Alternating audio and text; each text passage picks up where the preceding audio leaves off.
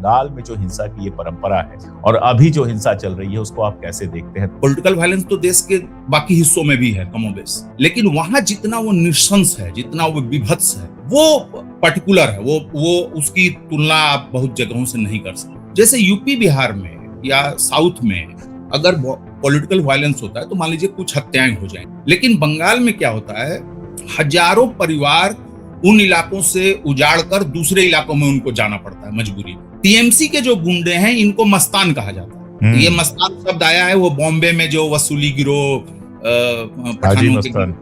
पठानों के जो गिरोह, जिनको कि मारवाड़ी गुजराती बिजनेसमैन इस्तेमाल किया करते थे 50s में, जहां से वो क्राइम वर्ल्ड शुरू होता है, अंडरवर्ल्ड शुरू होता है। जो बंगाल की रिपोर्ट्स हैं 2015 के बाद से वहां पर एक नया खेल शुरू हुआ है जो बड़ा अजीब है। कुछ नहीं। अच्छा, मजेदार बात यह है प्रकाश भाई कि बाकी जगहों पर नेता पार्टी बदलते हैं, बंगाल में काडर जो है वो बड़े पैमाने पर इधर उधर चला जाता है। बाकी जगहों पे नेता बदलता है, नेता के समर्थक आगे पीछे होते हैं। 2-3 गांवों से ये खबर आई थी और खबर क्या, फोटोग्राफ्स और वीडियो सब आए थे। लोगों ने रिपोर्ट किया था कि जो गांव एकदम खांटी माने जाते थे कि यहाँ लेफ्ट वाले हैं, सीपीएम वाले हैं या फॉरवर्ड ब्लॉक वाला गांव है ये, उन लोगों ने अपने गांव में चारों तरफ झंडे लगा दिए, लाल झंडे, और लिख दिया तृणमूल कांग्रेस का प्रवेश बंद। और उन झंडों के बीच बीच में भारतीय जनता पार्टी के भी झंडे लगे हुए थे। यस, ये ओपन मामला है। तो हम सबने देखा है। वही मैंने कहा ना कि ये जो बदले की भावना। दूसरी बात कि बीजेपी जहां जहां रही है, जो थोड़ा मोड़ा हमारा ऑब्जर्वेशन है वो ये है कि पहले के एस्टेब्लिश्ड माफियोसी या जो भी बैड प्रैक्टिसेस हैं उसको आत्मसात करने में बीजेपी बहुत माहिर है और बहुत स्मार्ट है, और ये अपना पैरेलल माफियोसी बनाने में सक्षम है, और वो उसको कंट्रोल कर सकती है, मतलब अपने हिसाब से। तो मैं नहीं समझता कि बंगाल से ये ग्रहण बहुत जल्दी हटने वाला है।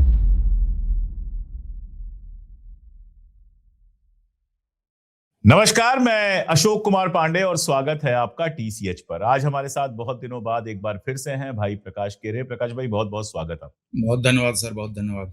बंगाल में जो कुछ हो रहा है वो हो तो रहा है, लेकिन पहली बार नहीं हो रहा है। बंगाल का अपना एक हिंसा का इतिहास रहा है, बंगाल का अपना एक इंटेलेक्चुअल इतिहास रहा है, बंगाल का कल्चरल इतिहास रहा है, बंगाल का दार्शनिक इतिहास रहा है, आजादी की लड़ाई का इतिहास रहा है। लेकिन आजादी की लड़ाई के बाद जो डेमोक्रेसी जिस तरह से आई, बाकी जगहों पे बहुत शांति से हमने देखा कि कुर्सियां बदल जाती, एक आदमी हारता है, चला जाता है मुस्कुराता हुआ, दूसरा आदमी आता है, कुर्सी पर बैठ जाता है। लेकिन बंगाल में जब लेफ्ट का शासन गया, लेफ्ट का शासन था तो भी हिंसा थी, जबरदस्त हिंसा थी, उस पर भी बात होगी। लेकिन लेफ्ट के शासन को हटाने के लिए जिस तरह की हिंसा हुई, लेफ्ट के शासन के जाने के बाद लेफ्ट के खिलाफ जिस तरह की हिंसा हुई, कांग्रेस के खिलाफ हिंसा हुई, और इस बार तृणमूल के जाने के बाद अजीबोगरीब सीन दिखाई दे रहे। तृणमूल के साथ तो हिंसा हो ही रही है, तृणमूल के दफ्तर जलाए जा रहे हैं, लेकिन साथ में कांग्रेस से ऐसे वीडियोज आए कि तृणमूल द्वारा कब्जा किए गए बहुत सारे दफ्तरों को खुलवाया गया। लेनिन की मूर्ति पर हमला हो रहा है। ये अपने आप में हिंदुस्तान में बहुत आश्चर्यजनक है, क्योंकि हमारे यहाँ 90s में भी जब रशिया में लेनिन की मूर्ति और स्टालिन की मूर्ति पर हमला हो रहा था तो भी हमारे यहाँ मूर्तियों पर हमला नहीं हुआ। लेनिन की मूर्ति पर हमला हो रहा है, जबकि सीपीएम ने कोई खास जीत हासिल नहीं की है, 2 सीटें उनको मिली हैं। और कल परसों में जो खबर आई थी वो ये थी कि शुवेंदु अधिकारी के एक करीबी की हत्या उनकी कार में कर दी गई। रथ साहब उनके बहुत करीबी थे, उनकी हत्या उनकी कार में कर दी गई। तो हिंसा कोई एक तरफ से चल रही है, एक जैसी चल रही है, ऐसा नहीं है। एक हिंसा का पूरा इतिहास है, उसके अपने कारण है, और इसीलिए मैं बहुत लंबा नहीं बोल के सीधे प्रकाश भाई बिना किसी सवाल के पहला आपसे रिएक्शन जानना चाहूंगा। बंगाल में जो हिंसा की ये परंपरा है और अभी जो हिंसा चल रही है उसको आप कैसे देखते हैं? थोड़ा डिटेल में मैं चाहूंगा दर्शक। देखें, अगर हम शुरू करें तो अगर बहुत पीछे जाएं तो हम तेभागा आंदोलन से शुरू कर सकते हैं। और तेभागा आंदोलन की पृष्ठभूमि ये थी कि जो उस समय 24 परगना इलाका था, जो अब 2 जिले हो गए हैं, वहां पे तेलंगाना पर बात होती है, तेलंगाना पे बात होती है, लेकिन तेभागा छूट जाता है। ये बहुत अच्छा तेभागा किया छूट आपने गया। तेभागा उठा के। जी तो जी। तेभागा का जो बैकग्राउंड था वो ये था कि जो 1943-44 का जो अकाल था उसमें कम्युनिस्ट पार्टी ने काफी कुछ लोगों को राहत देने में एक बड़ी भूमिका उन्होंने निभाई। तो उनका एक ग्राउंड जी। बना था, और फिर उसके बाद जमीन को लेके और इन सब चीजों को लेके तेभागा आंदोलन शुरू हुआ। और जो तेभागा आंदोलन के लीडर्स थे या जो प्रोमिनेंट एक्टिविस्ट थे, वही बाद में सीपीआईएम, सीपीआई या बाद में नक्सल मूवमेंट में एमएल लिबरेशन या माओइस्ट पार्टी में अलग अलग भूमिकाओं में रहे। वहां से अगर मान लीजिए कि वो उस तरीके की उस तरीके के पॉलिटिकल वायलेंस पे मेरा बहुत फोकस नहीं मैं करना चाहूंगा। लेकिन जिस तरीके से उस समय की आजादी के बाद कांग्रेस गवर्नमेंट आई, फिर उन लोगों के साथ जो कुछ भी हुआ ये सब चलता रहा, गोलीकांड हुआ, क्या क्या हुआ, हम लोग थोड़ा सा जल्दी करने के लिए हम लोग पहुंच जाएं 70s में, अर्ली 70s में। अर्ली 70s बंगाल के लिए लेट 60s अर्ली 70s बहुत इंपॉर्टेंट है, क्योंकि उस समय आपको ध्यान होगा कि पॉलिटिकल अनसर्टेनिटीज हैं, दो दो गवर्नमेंट्स आ नक्सल रही मूवमेंट शुरू होता है।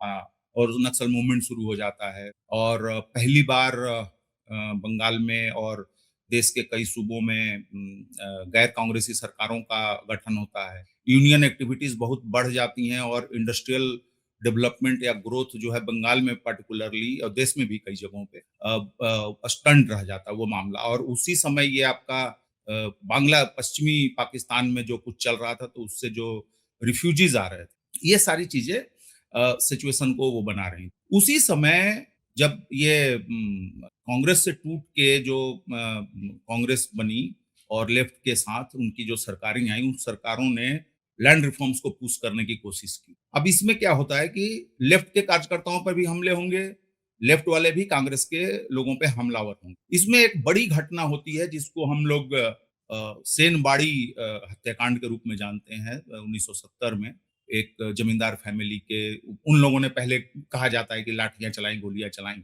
और उसके जवाब में भीड़ ने जो है उनके यहाँ मार दिया। और उसके बारे में एक बहुत ही विभत्स कहानी बताई जाती है कि मारने के बाद जिन लोगों को, भाइयों को मारा गया था, उनके खून से सना हुआ चावल भात जो है उनकी बूढ़ी माँ को खिलाने की कोशिश हुई, या उनके चेहरे पे उनका खून मला गया। ये एक मतलब ये लगातार रिपीटेड ऑफ रिपीटेड ये घटना है। तो आप समझ सकते हैं कि बंगाल की साइकी में और बंगाल के पॉलिटिकल वायलेंस में एक और इंटरेस्टिंग चीज है कि पॉलिटिकल वायलेंस तो देश के बाकी हिस्सों में भी है कमोबेश, लेकिन वहां जितना वो नृशंस है, जितना वो विभत्स है, वो मतलब एक पर्टिकुलर है, वो उसकी तुलना आप बहुत जगहों से नहीं कर सकते। तो ये सैनबाड़ी की घटना होती है। फिर कहानी आगे बढ़ाएं हम, तो 72 में कांग्रेस पार्टी ने काफी खून खराबा करके, बूथ लूट के, रिगिंग करके और सत्ता में वो लोग आए।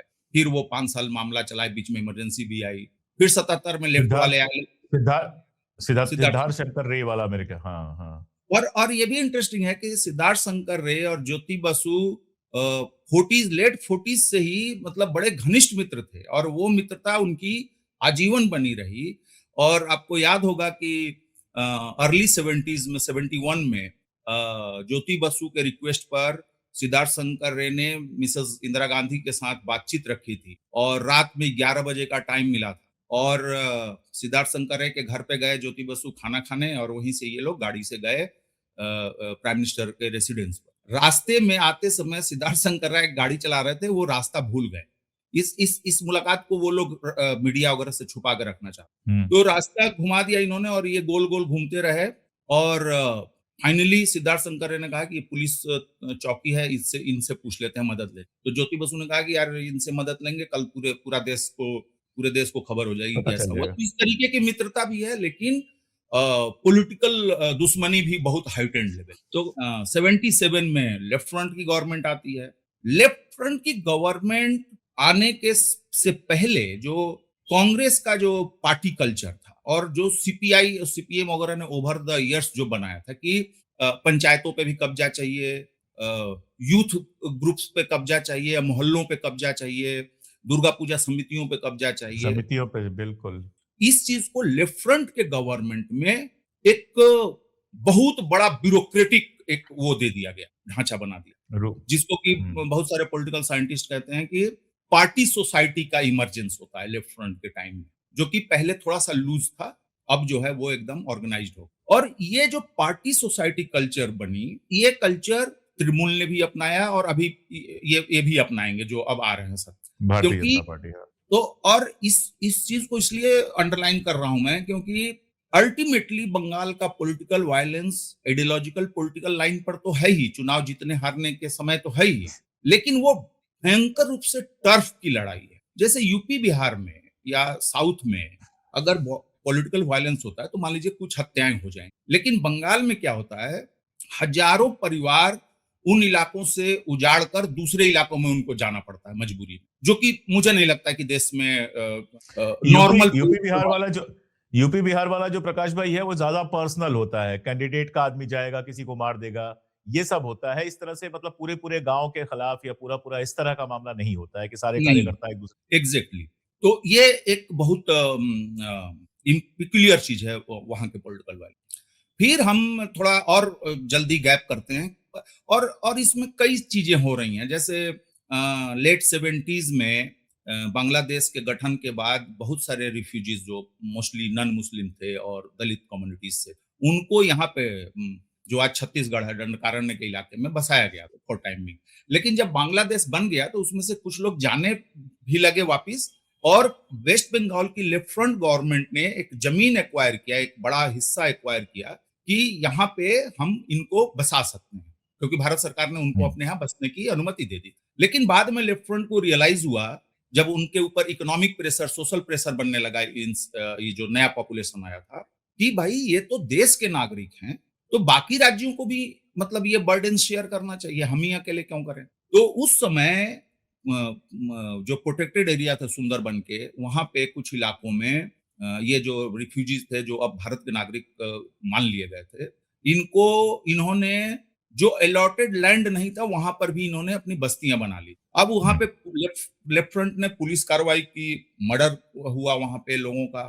ऑफिशियली तो वो लोग बोलते हैं 2-3 लोग मरे, वो उधर से लोग कहते हैं कि 10-12 लोग मरे, कई लोग, और उजाड़ा गया सब, तबाही बर्बाद। और फिर अर्ली 80s में, 82 में कोलकाता में आनंद, क्या वो है, आनंद मार्ग, हाँ आनंद आनंद मार्ग, मार्ग। इनके सन्यासियों पर गोली चली कलकत्ता में। तो इस तरीके से सीपीएम लेड लेफ्ट फ्रंट बाद में अपना, पुरुलिया वाला कांड जो हुआ था उसमें भी आनंद मार्ग का नाम आया था। एग्जैक्टली वो 95 वाला।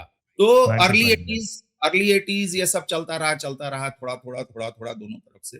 मेन खेला शुरू हुआ मिड 90s में, जब कांग्रेस पार्टी के भीतर एक तरीके से कहें कि दो तरीके की समझदारी बनी। एक जो लेफ्ट के साथ, चूंकि सेंटर में लेफ्ट की मदद की जरूरत थी, अल्पमत की सरकार थी नरसिंह राव की, और आपको याद होगा जब भी नरसिंह राव की सरकार संकट में आती थी तो लेफ्ट वाले बायकॉट कर जाते थे, तो लोकसभा में नंबर नीचे आ जाता था या राज्यसभा नंबर नीचे आया था, हाँ, नीचे बचा लेते थे। बचा लेते थे। तो एक ग्रुप था कांग्रेस में जो लेफ्ट के साथ एक तरीके के अंडरस्टैंडिंग के साथ जाना चाह रहा था, चलना चाह रहा था, और एक ग्रुप था जो ये कह रहा था कि इनके साथ किसी भी तरीके का वो ना रखा जाए, और इनको पॉलिटिकली कन्फ्रंट किया, जो बाद में डिवीजन 8 में ममता बनर्जी जिसमें पहले एक बात कर लेते हैं, आपने याद दिलाया, क्योंकि उसके बारे में तो कहानियां नहीं आई, मतलब पता नहीं चल पाया कि असलियत क्या थी। उतनी बड़ी मात्रा में विदेशी निर्मित हथियार, अत्याधुनिक हथियार, पिस्टल, छोटे राइफल और ये सारी चीजें, ये आनंद मार्ग के लिए आया था, या नक्सलियों को, माओइस्टों को रियार्म करने के लिए था? क्या इसमें कांग्रेस पार्टी या और लोग शामिल थे, नहीं थे, मतलब आज पता नहीं चल पाया। कुछ नहीं चला, और उसी समय खबर आई फिर दब गई। हाँ, सीपीएम का आरोप था कि हमारी सरकार को डिस्टेबलाइज करने की एक कोशिश थी, लेकिन उन्होंने भी डायरेक्टली इसके लिए कांग्रेस को जिम्मेदार नहीं था। उन्होंने ज्यादातर आनंद मार्ग और अल्ट्रा लेफ्ट को ही उन्होंने टारगेट किया कि इन लोगों का कुछ स्कीम था। तो बहरहाल 95 में जब फिर एक बार हमारे देश में पॉलिटिकल अनसर्टेनिटी आती है, और जो कांग्रेस का ब्रेकवे ग्रुप है, जिसको आज हम लोग तृणमूल कांग्रेस के नाम से जाते हैं, ये बीजेपी के करीब जाती है उस समय। 98 में ये जो करंट वायलेंस का हम सर्कल देख रहे हैं, इसका जेनेसिस एक तरीके से 98 से हम मैप कर सकते। 98 में तृणमूल और बीजेपी वहां पे अपनी कुछ जगह बनाने की कोशिश करते हैं अलग अलग इलाके। इस प्रोसेस में 98 में एक बीजेपी कार्यकर्ता की माओइस्टों ने हत्या कर दी, और उस समय माओइस्ट पार्टी नहीं बनी थी, माओइस्ट पार्टी तो 2004 में शायद बनती है, जो भी पीपुल्स वार ग्रुप, और जो पीडब्ल्यूजी था वहां पे। हाँ, पीपुल्स वार ग्रुप, यस। तो 98 में इन्होंने बीजेपी टीएमसी वालों ने मार दिया किसी माओइस्ट को या माओइस्ट समर्थक को या कुछ इसके एवज में या इससे पहले इन्होंने बीजेपी वाले को किसी को मारा था, माओइस्टों ने, इस तरीके की कुछ घटना हुई। उसी समय माओइस्टों के संपर्क में आता है लेफ्ट कि हम लोग ज्वाइंटली इनके वर्चस्व के खिलाफ काम कर, और ये पार्टिकुलरली शुरुआत इसकी होती है जंगल महल का इलाका, जो ये झारखंड से सटे हुए 4-5 जिले हैं, बांकुड़ा, झारग्राम और ये पुरुलिया, अगेन पुरुलिया भी। तो ये लोग शुरू करते हैं और इसका इसमें जो है सीपीएम और ये जो माओइस्ट गठबंधन है, नेक्सस है, ये अपर हैंड ले लेता है और बीजेपी और तृणमूल कांग्रेस बैकफुट पे चले जाते हैं। अब जब ये बैकफुट पे जाते हैं तो माओइस्ट अपना जो है अपना स्पेस बनाने की कोशिश करने लगते, जो कि अब अगेन सीपीएम के लिए खतरा हो सकता है। तो वहां पर वो अलायंस टूट जाता है, वो नेक्सस टूट जाता है, और नेक्सस टूटता है तो ये जो दूसरा वाला ग्रुप है टीएमसी वाला, ये अप्रोच करता है माओइस्टों को कि आप हमारे साथ आइए। और ये नेक्सस टूटने से पहले केशपुर गरबेता इलाके में एक बहुत कुख्यात सीपीएम के लीडर, कैबिनेट मिनिस्टर भी रहे बंगाल में काफी, और बड़े कई टर्म जो है वो एमएलए रहे, सुशांता घोष, वो इसके मास्टरमाइंड थे। तृणमूल कांग्रेस वाले गलत आरोप नहीं लगाते हैं कि वो मास किलिंग, मर्डर, किडनैपिंग के जो है मिनिस्टर थे। बहरहाल, तो ये लोग गरबेता कैप्चर तो कर लिया सीपीएम ने, लेकिन जैसा मैंने बताया कि माओइस्टों ने अपना असर्शन शुरू किया तो इन्होंने उनसे भी वो तोड़ दिया। अब ये तृणमूल के साथ आ गए और एक बहुत कुख्यात घटना होती है केशपुर गरबेता में 2001 में, जिसमें 11 टीएमसी सपोर्टरों को लेफ्ट फ्रंट के लोगों ने जिंदा जला दिया था कुछ इस तरीके से, और उनमें से कोई 7 लाशें जो हैं बहुत बाद में सुशांता घोष के रेसिडेंस से 1 किलोमीटर के आसपास मिली थी, और वो जेल वेल में भी रहे थे काफी। और वहां से इनका कोलेबोरेशन शुरू होता है, लंबा कोलेबोरेशन, जिसका कि एक बड़ा एक हम एपिसोड देखते हैं नंदीग्राम में। और नंदीग्राम में माओइस्टों ने टीएमसी के लोगों को ट्रेनिंग देने के लिए एक बकायदा गांव में कैंप वगैरह भी ऑर्गेनाइज किया गया था। ये ऑफिशियल चीजें हैं, कोई मैं कहीं चंडू खाने से वो नहीं बता रहा। और आप जानते हैं कि नंदीग्राम मूवमेंट के जो लीडर्स मेन लीडर थे वो शुभेंदु अधिकारी थे, एक लोकल कांग्रेस के लीडर थे। उनको यहाँ पर दिल्ली में माओइस्ट पार्टी से संबद्ध संगठनों ने काफी कुछ वो किया था। वो मेरी नंदीग्राम वाली फिल्म में भी मैंने उनसे बात की थी। इनफैक्ट वो हमारे पॉइंट्समैन थे जिनके थ्रू हम नंदीग्राम घुस पाए थे, क्योंकि वहां सीपीएम का और पुलिस का कोई राज नहीं चल रहा था उन कुछ महीनों में, जो 14 मार्च के बाद, जो 14 मार्च को जो गोलीकांड हुआ।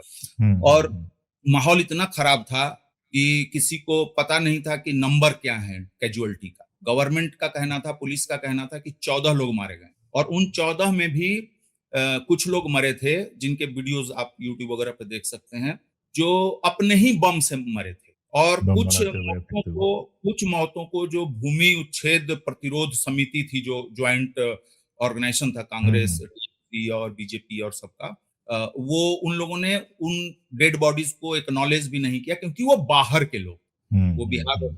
और कई मामले आपको मिलेंगे बंगाल में कि न सिर्फ माओइस्ट जो कि जिनका कि झारखंड में मान लीजिए कि इन्फ्लुएंस है, बल्कि जंगल महल के इलाके में एक झारखंड पार्टी है, उसके भी कुछ बंटवारा हो गया है, 2-3 बन गए हैं। ये लोग उन कुछ जिलों को झारखंड में मिलाने के लिए आंदोलन करते हैं। 2001 से लेके नंदीग्राम तक तो मामला चलता रहा। सेंटर भी थोड़ा सा सॉफ्ट था लेफ्ट फ्रंट गवर्नमेंट के साथ तो थोड़ा सा नरमी थी, क्योंकि सपोर्ट कर रहे थे। और हम लोग 2006 सिंगूर देखते हैं, 2007 नंदीग्राम देखते हैं, 2008 अगेन एक बड़ा फ्लेयर अप होता है वायलेंस में, जब चीफ मिनिस्टर बुद्धदेव भट्टाचार्य, रामविलास पासवान केंद्रीय मंत्री, और केंद्रीय मंत्री जितिन प्रसाद थे, या जितिन प्रसाद मतलब उनके जो ये अभी यूपी में जो मंत्री, इनके काफिले पर माओइस्ट पार्टी ने लैंडमाइन से हमला किया। और लेकिन ये लोग तो बच गए, लेकिन उसमें एक पुलिस की गाड़ी बहुत बुरी तरीके से क्षतिग्रस्त हो गई थी, लेकिन घायल ही हुए, शायद उसमें मौतें नहीं हुई। उसके बाद ऑब्वियस था कि गवर्नमेंट जो है थोड़ी कड़ाई करती, और उस कड़ाई में गवर्नमेंट से भी ज्यादतियां हो रही हैं, गवर्नमेंट भी गलतियां कर रही है, पुलिस भी गलतियां कर रही है, और माओइस्ट जो हैं अपने प्रभाव क्षेत्र को बचाना चाहते हैं, वो अल्टीमेटली लालगढ़ एपिसोड के रूप में हमारे सामने आता है, जब 8 महीने तक लालगढ़ ब्लॉक में और बहुत सारे आसपास के इलाकों में जब माओइस्ट लेड मूवमेंट था। और उस मूवमेंट में उसी बम कांड के बाद ये छत्रधर महतो जो थे, इनका नाम दुनिया ने, जो बाद में टीएमसी में शामिल हुए, और जो वहां पर इन लोगों ने जो ऑर्गेनाइजेशन बनाया था, पुलिस संत्रास विरोधी या कुछ समथिंग, वो उसमें माओइस्ट थे, उसमें टीएमसी शामिल थी, झारखंड पार्टी का एक फैक्शन शामिल था, और कुछ और छोटे मोटे ग्रुप शामिल थे उस इलाके। और आपको ध्यान होगा कि ओवर्टली सबको पता है कि ये माओइस्ट लेड मूवमेंट है और टीएमसी वगैरह इसमें साइड प्लेयर हैं, लेकिन उसके बावजूद भी ममता बनर्जी और कलकत्ता के बहुत सारे प्रबुद्ध लोग उनकी रैलियों में और उनके साथ सॉलिडारिटी में खड़े हुए। और आप जानते ही हैं कि उसमें कितनी मौतें हुई, क्या क्या तमाम, और 8 महीने तक जो चला। फिर जब पुलिस और केंद्रीय बलों ने जब कैप्चर किया, तो उसके बाद फिर इधर से भी वायलेंस हुआ, तो ये सारी चीजें चली। उस समय एक बड़ा इंटरेस्टिंग उस समय घटना हुई। 2008 में लेफ्ट फ्रंट ने यूपीए से अपना समर्थन वापस ले लिया, और 2009 में साफ लग रहा था कि वेस्ट बंगाल में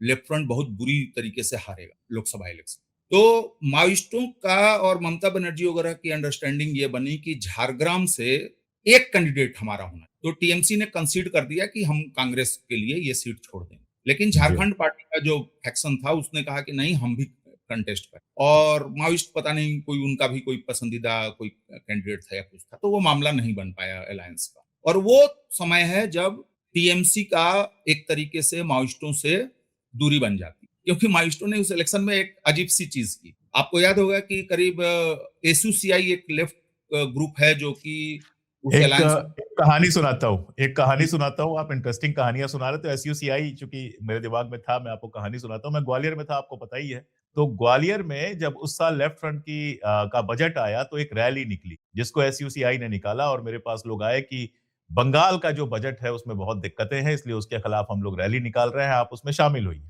तो मैंने कहा भाई, मैं एमपी में रहता हूँ, एमपी के बजट पे रैली निकालिए, या फिर दिल्ली का जो बजट हम सब के ऊपर असर करता है उसके ऊपर रैली निकालिए। आप लेफ्ट फ्रंट की जो बंगाल की गवर्नमेंट है उसके खिलाफ ग्वालियर में रैली क्यों निकाल रहे हैं? तो मेरे समझ में आ गया कि पार्टी ने उस समय क्या स्टैंड लिया है और पार्टी क्या काम कर रही है। अब बस ये कहानी याद आ गई, इसलिए मैंने सुना। एसयूसीआई को मैं पर्सनली मतलब हर किसी को अपनी पॉलिटिक्स करने का और उसको आगे बढ़ने का अधिकार है, लेकिन उसको मैं एक कल्ट के रूप में देखता हूं, क्योंकि वो अपने जो उनके संस्थापक शिवदास घोष वाला जो उनका, उनको वही सबसे बड़े मतलब आइडियोलॉग लगता है। बिल्कुल। तो उस इलेक्शन में 2009 के लोकसभा इलेक्शन में कांग्रेस, तृणमूल और एसयूसीआई का गठबंधन होता है, और ये लोग बहुत अच्छी खासी संख्या में सीटें जीत लाते हैं, करीब 26-27 सीटें कुछ इस टाइप से मिले, 25-26 सीटें। लेकिन माओइस्टों ने एक अजीब हरकत की उस इलेक्शन में। लालगढ़ ऑलरेडी कैप्चर था। माओइस्टों ने पूरे वेस्ट बंगाल में कॉल दे दिया इलेक्शन बायकॉट। लेकिन इलेक्शन बायकॉट तो वो वही इन्फोर्स कर सकते थे जहां पे उनका प्रभाव है, ताकत थी। हाँ, उस चक्कर में क्या हुआ कि ये जो पूरा नीचे का बंगाल है आपका, पूरा ये जंगल महल के इलाके और ये मेदिनीपुर का जो इलाका है, इस इलाके में सीपीएम ने बड़ी जीत हासिल की। तो जो 15 सीट लेफ्ट फ्रंट को आई, वो उसमें बड़ा हाथ जो है माओइस्टों का था। और इनफैक्ट मैं आपको बताऊं, झारखंड में, मैं छत्तीसगढ़ के बारे में मुझे उतना आइडिया नहीं है, लेकिन झारखंड में मैं जानता हूं पैसे लेके पार्टियों से, अलग अलग कैंडिडेट से माओइस्टों के अलग अलग फैक्शंस वहां हैं। कोई तृतीय प्रस्तुति है, कोई एक्सवाईजी है, कोई एबीसी है। तो ये लोग क्या करते हैं कि अलग अलग पार्टियों के कैंडिडेट्स के साथ अंडरस्टैंडिंग करके पैसा लेके ये बंद इन्फोर्स करते हैं। तो जिन इलाकों में मान लीजिए कि आपके लिए काम कर रहे हैं, आपका वोट वहां पे, आपका विरोधी वोट ज्यादा, तो वहां इन्फोर्स करा देते हैं। 4 गांव में, 5 गांव में, 10 गांव में, एक ब्लॉक में, मेन रोड पर, तो वोटिंग परसेंटेज नीचे आ जाता है और उनके कैंडिडेट को थोड़ा एडवांटेज मिल जाता है, फायदा हो जाता है। बिल्कुल। अब मुझे ये जानकारी नहीं है कि ये 2009 में माओइस्ट पार्टी ने जो ये स्टैंड लिया, क्या वो लेफ्ट फ्रंट के साथ मिलकर उन्होंने ये गेम खेला, या एक पॉलिटिकल गलती उन्होंने कर दी लेफ्ट को, जिसका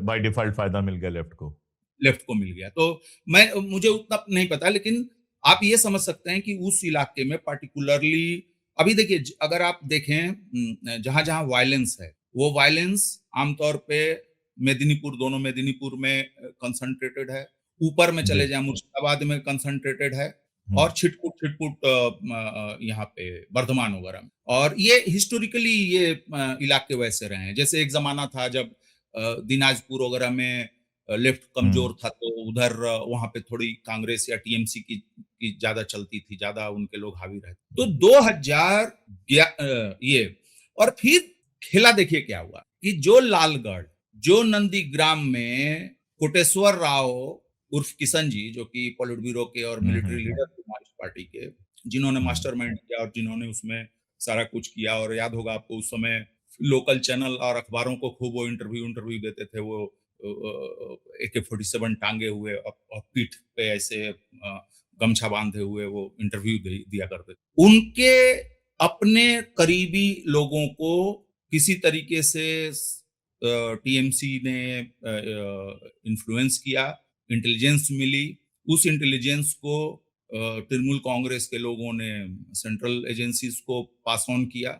और पश्चिम बंगाल में जब ममता बनर्जी की सरकार आ गई, जिसको कि लाने में माओइस्टों की एक थोड़ी मोड़ी भूमिका है, और जब मैं ये कह रहा हूं तो इसका मतलब ये नहीं कर रहा हूं कि लेफ्ट फ्रंट की गलतियां उसमें कुछ कोई रोल नहीं था। क्योंकि जैसा मैंने बताया कि पॉलिटिकल सोसाइटी ही नहीं बन गई थी, बल्कि एक ब्लॉटेड ब्यूरोक्रेसी बन गया था लेफ्ट फ्रंट। और लेफ्ट फ्रंट में गवर्नमेंट के की जगह या पार्टी और गवर्नमेंट का जो एक कोऑर्डिनेशन होना चाहिए, उसके बरक्स कुरुप लोगों का, माफियोसी का और गूंस का एक पैरेलल वहां पर सत्ता चल रही है बंगाल के। और ये बाकायदा पार्टी पेट्रोनेज, इनकरेजमेंट और स्पॉन्सरशिप से चलता। उसको कहा जाता था हरमाद वाहिनी। क्योंकि ये जो इलाके हैं ये थोड़ा समुंदर, आपको याद होगा खेजूरी पोर्ट से राजा राम मोहन राय लंदन के लिए रवाना हुए थे। तो पायरेसी, तो पायरेट्स को बांग्ला में हरमाद बोलते हैं। तो सीपीएम का जो गुंडा दस्ता था, जो अपराधी दस्ता, ये दस्ता हरमाद वाहिनी कहा जाता है। उनके अपोजिशन के बाप लोग रे। या हम लोग बोलते हैं। टीएमसी के जो गुंडे हैं इनको मस्तान कहा जाता है। ये हम्म। मस्तान शब्द आया है वो बॉम्बे में जो वसूली गिरोह, हाजी पठानों के मस्तान। हाँ, पठानों के जो गिरोह, जिनको कि मारवाड़ी गुजराती बिजनेसमैन इस्तेमाल किया करते थे 50s में, जहां से वो क्राइम वर्ल्ड शुरू होता है, अंडरवर्ल्ड शुरू होता है। करीम लाला, हाजी मस्तान, वरदराजन मुदलियार, तो वहां से ये टर्मिनोलॉजी मस्तानों की है। इसमें एक इंटरेस्टिंग चीज मैं जोड़ना चाहूंगा कि एक ग्रुप है माओइस्टों का जो दूसरे स्टेट से एंटर कर, चाहे हथियार सप्लाई कर। दूसरा होता था कि चुनाव के टाइम पर बिहार से और झारखंड हम्म। से अपराधियों को ले जाया जाता। बिल्कुल। लेकिन वो अपराधी सिर्फ, जैसे मान लीजिए आप कितने भी बड़े कार्यकर्ता हो किसी पार्टी को, कितने भी समर्पित हो, आग लगाना, किसी को छुरा मारना या बम बना के बांध के फेंकना, ये बहुत सारे समर्पित और कर्मठ कार्यकर्ता ये काम नहीं कर सकते। वो नारा लगा सकते हैं, और वो उनकी कर और सकते हैं, उनकी ट्रेनिंग का हिस्सा भी नहीं होता है ये आमतौर हिस्सा भी नहीं होता। तो ये गंदे काम करने के लिए अपराधी कम पड़ गए तो उनको इंपोर्ट कर लो, ये शुरू हुआ। ये सब पार्टियां कर रही थी। हमारे प्रकाश भाई हमारे ईस्टर्न यूपी तक से जाते थे, मतलब गोरखपुर तक से जाते थे, ये तो हम जानते हैं। एग्जैक्टली। और एक चीज और यहाँ पे आपने गोरखपुर की बात कही कि जो आपका पूर्वांचल का इलाका है या बिहार में कई इलाके हैं, या जो पहले यूनिफाइड बिहार और अब झारखंड, तो यहाँ पे जो ठेकेदारी, माइनिंग, ट्रांसपोर्टेशन और लेबर, इन सबको कंट्रोल करने में जो माफियोसी का नेटवर्क है, वो एक पैन इंडियन नेटवर्क जैसा काम करता है। यस, बिल्कुल बिल्कुल। और उसी का एक हिस्सा ये है अपराधियों वाला। लेकिन हम्म। वो फिर भी आग लगाने, बम फेंकने और थोड़ा सा भीड़ को उकसाने, एक होता है ना कि पहले 5-10 आदमी अगर कुछ उल्टा सीधा हम्म। हरकत कर दें तो बाकी 400-500 ऑटोमेटिकली उसमें इन्वॉल्व हो जाएंगे। चार्ज हो तो जाते हैं वो, हाँ। तो ये यहाँ तक सीमित था। लेकिन जो बंगाल की रिपोर्ट्स हैं 2015 के बाद से हम्म। वहां पर एक नया खेल शुरू हुआ है जो बड़ा अजीब है। तृणमूल कांग्रेस चूंकि अब एंट्रेंस्ड हो गई, लेफ्ट का पूरा सब कुछ बिखर गया फ्रॉम पंचायत टू पार्लियामेंट, तो लेफ्ट के पास ना तो अब रिसोर्सेज है, ना उनके नए नए कार्डर आ पा रहे हैं, तो वो अपने टर्फ, उनका टर्फ है ही नहीं, तो बचाने के लिए क्या लड़ेंगे वो। लेकिन इसका उल्टा क्या हुआ कि लेफ्ट के भी बहुत सारे जो लेफ्ट को सपोर्ट कर रहे थे, गुंडा तत्व, माफिया, जमीन कब्जा करने वाले, रियल एस्टेट वाले, ये जो है तृणमूल की तरफ शिफ्ट होते गए over the years.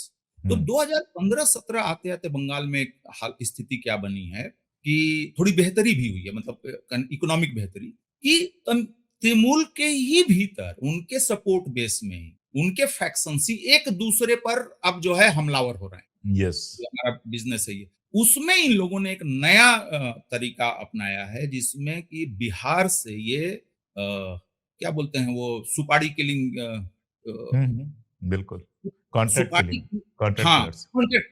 Contract killing के लिए लोगों को यहाँ से हायर कर रहे हैं, और उन लोगों का मोडस ऑपरेंडाई जो है वो बिल्कुल उसी तरीके से है जो कल रात वाली घटना हुई है, जो शुभेंदु अधिकारी के सहयोगी की हत्या हुई, कि वो आएंगे अचानक से अटैक करेंगे, ना उनको पड़ोस मोहल्ले में कोई पहचानता है, ना कहीं कोई पहचानता है, और आराम से बॉर्डर का तो कोई हिसाब है नहीं, आराम से वो निकल गायब जाएंगे। हो जाएगा। और एक हुँ, इंटरेस्टिंग चीज़ मैं आपको इसमें जोड़ के बताना चाहूँगा कि जब ये कॉन्ट्रैक्ट किलिंग्स बहुत ज़्यादा बढ़ने लगी, पार्टिकुलरली 2017-18 वगैरह में, या इवन अभी 2-3 साल पहले भी, कि तृणमूल कांग्रेस के बड़े लीडर जैसे सुगता राय जो उनके मेंबर ऑफ पार्लियामेंट हैं, और 1-2 लोग वहाँ पर बंगाल में मंत्री, कि कुछ ने तो ये कहा, हुमायूं कबीर जो अभी जो काफ़ी चर्चा में रहे, ये जब बाबरी थे वाला। टीएमसी में, तो इन्होंने कहा था कि अभिषेक बनर्जी को मिनिस्ट्री दे दी जाए, और ममता बनर्जी का जो होम पोर्टफोलियो है वो संभालें, ताकि ये कॉन्ट्रैक्ट किलिंग जो हो रही है, जो बिहार से अपराधी आकर मार रहे हैं, और हथियारों की स्मगलिंग हो रही है, इसको रोका जा सके। तो आप सोचिए कि पार्टी के भीतर किस तरीके का हिसाब है, कि कल्याण बनर्जी ने, हुँ, तो तृणमूल कांग्रेस के मेंबर ऑफ पार्लियामेंट हैं और बंगाल के बहुत बड़े वकील हैं। इन्होंने नंदीग्राम का केस इन्होंने ही लड़ा था। शुरुआत में बोलते थे कि 150 लोगों को पुलिस ने मार दिया, 200 लोगों को मार दिया, मेधा पाटकर ने भी बोल दिया 125 लोग मारे गए हैं। बाद में कल्याण बनर्जी हुँ, ने जब पिटीशन हाईकोर्ट में डाली तो सिर्फ 14 नाम। तो एनीवेज, उन कल्याण बनर्जी ने सुगाता राय को, हुमायूं कबीर को, और 1-2 और नेताओं को, जो लोग ये आवाज उठा रहे थे कि पुलिस क्या कर रही, कैसे बिहार से आके मार के चला जा रहा है, कैसे हथियार आ जा रहा है, हुँ, तो कल्याण बनर्जी ने उन लोगों को क्रिटिसाइज किया कि पहले तो हुँ, इन लोगों को पुलिस को पकड़ना चाहिए, क्योंकि ये कौन शारदा स्कैम या कोई था ना, कुछ शारदा घोटाला या समथिंग। शारदा स्कैम ही था, तो हाँ, तो चिट फंड वाला। कल्याण बनर्जी ने साफ-साफ कह दिया कि इन लोगों का नाम है, पहले इन लोगों की इंक्वायरी होनी चाहिए। सोचिए, अपने पार्टी के, अपने साथ के मेंबर ऑफ पार्लियामेंट के लिए ये हुँ, कर रहे हैं। हुँ, इतना बड़ा हुँ, और इतना सीरियस इश्यू ये हो गया है कॉन्ट्रैक्ट किलिंग वाला वहाँ। और एक चीज़ ये है कि जो मैंने कहा कि जैसे कि खून का वो करना, या नंदीग्राम के टाइम पे सीपीएम के लोग जो जब विक्टिम बने, तो इन लोगों ने इसी तरीके की का नैरेटिव दिया कि जैसे शंकर सामंतों को जिंदा जलाया गया, ये सारी चीजें हुई।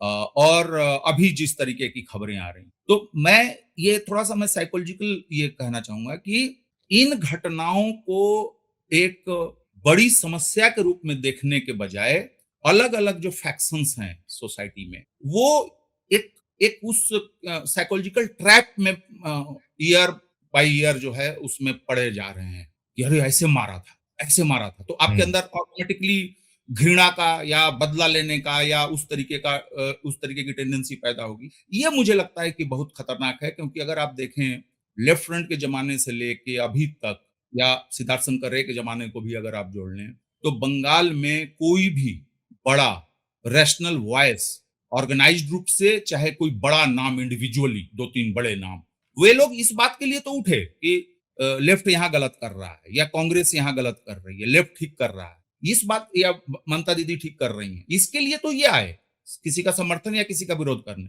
लेकिन बंगाल से कोई पॉलिटिकल या कोई सोशल वॉइस नहीं उठ रहा है पिछले 50 साल से, ये पॉलिटिकल हिंसा वायलेंस। के खिलाफ। ये बहुत सीरियस बात है, क्योंकि हमारा देश सदियों तक बंगाल को देखता रहा है कि मतलब वहां से कोई मुक्ति ज़ाहिर है। मिलेगी, तो ये हुँ। अपने आप में बहुत दुर्भाग्यपूर्ण है। आखिरी सवाल क्या, मतलब आखिरी जो हिस्सा बचता है कि अब बीजेपी आ चुकी है, बिल्कुल एक नए तरह का इक्वेशन है।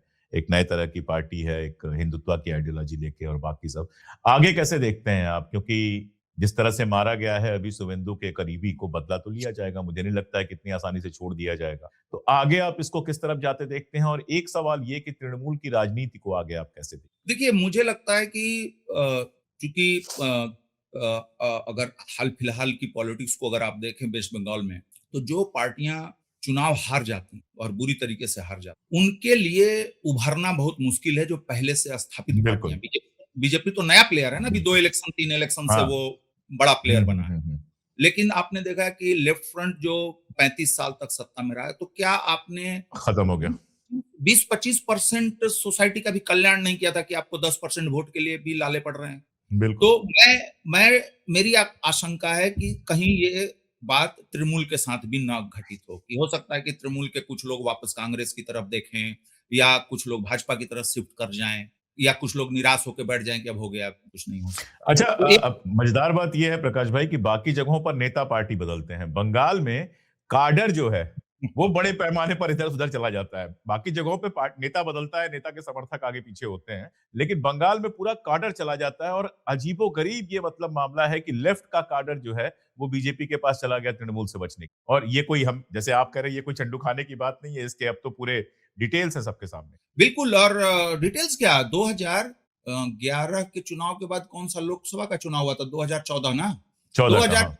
में 2-3 गांवों से ये खबर आई थी, और खबर क्या, फोटोग्राफ्स और वीडियो सब आए थे, लोगों ने रिपोर्ट किया था कि जो गांव एकदम खांटी माने जाते थे कि यहाँ लेफ्ट वाले हैं, सीपीएम वाले हैं, या फॉरवर्ड ब्लॉक वाला गांव है ये, उन लोगों ने अपने गांव में चारों तरफ झंडे लगा दिए, लाल झंडे, और लिख हुँ। दिया तृणमूल कांग्रेस का प्रवेश बंद। और उन झंडों के बीच बीच में भारतीय जनता पार्टी के भी झंडे लगे हुए थे। यस। ये ओपन, मतलब ओपन मामला है। तो बिल्कुल, हम सबने देखा है। वही वही मैंने कहा ना कि ये जो बदले की भावना, मैं ये नहीं कह रहा हूँ कि यहाँ बहुत सारे मामले थे जो कि जैसे जमींदारी के थे, कास्ट को लेके थे, झारग्राम का ये सब इलाका था, इसमें आदिवासियों के साथ जो पुलिस कर रही थी या और लोग कर रहे थे वो था। हुँ, लेकिन ये भी हुँ, पॉइंट है कि ऑपरेशन बरगा जब किया लेफ्ट फ्रंट ने, तो आपने 35 साल राज कर लिया, 34 साल। लेकिन अब हुँ, आपके पास अब तो जमीन है नहीं, आप इंडस्ट्रियलाइजेशन करने जा रहे हो तो अकबका के जा रहे हो कि बस अभी यहाँ पर जमीन ले लो, यहाँ पर टाटा की फैक्ट्री लगा दो, यहाँ पर फलाने की फैक्ट्री लगा दो, और बस उत्पादन होने लगेगा, लाखों लोग। ऐसे तो होती नहीं चीज, एक आराम से करना चाहिए था। प्रोसेस बनता है, बिल्कुल, हाँ। लेकिन ये जो वहां की साइकी में बदले की भावना है, और जो एक मैं समझता हूँ कि बंगालियों को बुरा नहीं लगना चाहिए कि मतलब यार, हम लोग भी एक ऐसे जगह से आते हैं जहाँ एक एक रात में 100-100 लोग मार दिए जाते हैं, बच्चे औरतें समेत। हमने भी वायलेंस देखा है, हमने भी बाहुबलियों को देखा है, डकैतों को। लेकिन इतना वेंजियंस पाल के, इतना बदले की भावना पाल के, हम एज ए सोसाइटी कैसे फंक्शन कर सकते? पॉलिटिक्स तो बिल्कुल, सेकेंडरी है। एज ए सोसाइटी आप सोचिए कि मोहल्ले में, मैं आपको लेफ्ट फ्रंट के टाइम की बात बता रहा हूँ, अगर मोहल्ले में कोई लड़का टीएमसी सपोर्टर है या कांग्रेस सपोर्टर है, और वो मोहल्ले में ज्यादातर लड़के जो हैं वो लेफ्ट सपोर्टर हैं, उसका जीना हराम रहता था। आना जाना, गाली सुनेगा, बिल्कुल। कमेंट जी, सुनेगा। बिल्कुल। तो ये जो कल्चर है, ये मुझे नहीं लगता कि बीजेपी अगर सदिच्छा से भी काम करेगी तो ये बहुत जल्दी मामला खत्म हो जाएगा, पहली बात। दूसरी बात कि बीजेपी जहां जहां रही है, जो थोड़ा मोड़ा हमारा ऑब्जर्वेशन है वो ये है कि पहले के एस्टेब्लिश्ड माफियोसी या जो भी बैड प्रैक्टिसेस हैं, उसको आत्मसात करने में बीजेपी बहुत माहिर है और बहुत स्मार्ट है, और ये अपना पैरेलल माफियोसी बनाने में सक्षम है, और वो उसको कंट्रोल कर सकती है, मतलब अपने हिसाब से। तो मैं नहीं समझता कि बंगाल से ये ग्रहण बहुत जल्दी हटने वाला। बाकी बंगाल की जनता को शुभकामनाएं। और बंगाली अगर एक बंगाल के बारे में ये बोल रहा है तो बुरा नहीं मानना चाहिए। भले आप बिहार से हैं लेकिन हैं तो बंगाली ही।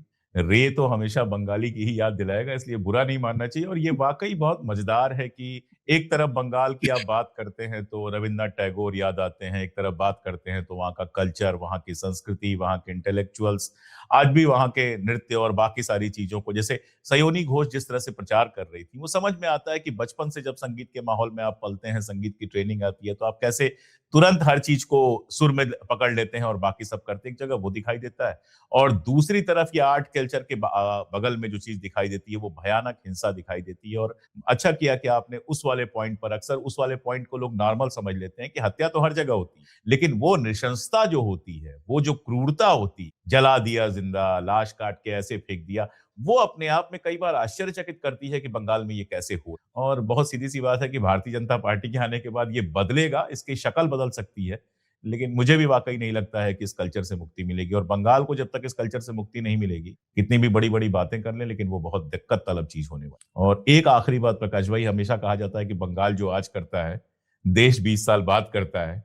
वो डर मुझे हमेशा लगता है कि बंगाल में जो 20 साल 30 साल पहले हो रहा था, वो अब धीरे धीरे पूरे देश में होता हुआ दिखाई दे रहा है। वो बड़ी चिंता का विषय है। तो आज के लिए इतना ही। प्रकाश भाई से बात करने के लिए 45 मिनट बहुत कम समय होता है, इसलिए पब्लिकली, पर्सनली तो मैं बोल ही चुका हूं, पब्लिकली भी इनको इन्विटेशन मैं दे रहा हूं कि कभी हमारे दफ्तर आए तो बैठ के 1.5-2 घंटे आराम से लंबी बात की जाए, तो बहुत सारी चीजें सामने आएंगी। बहुत शुक्रिया प्रकाश भाई, बंगाल पे आपने एक बहुत शानदार इंसाइट दिया। मुझे लगता है कि दर्शकों को काफी सारी चीजें जो टुकड़ों टुकड़ों में मिलती हैं, वो एक साथ मिल गई, तो एक समझ बनाने में मदद मिलेगी। बहुत शुक्रिया। धन्यवाद।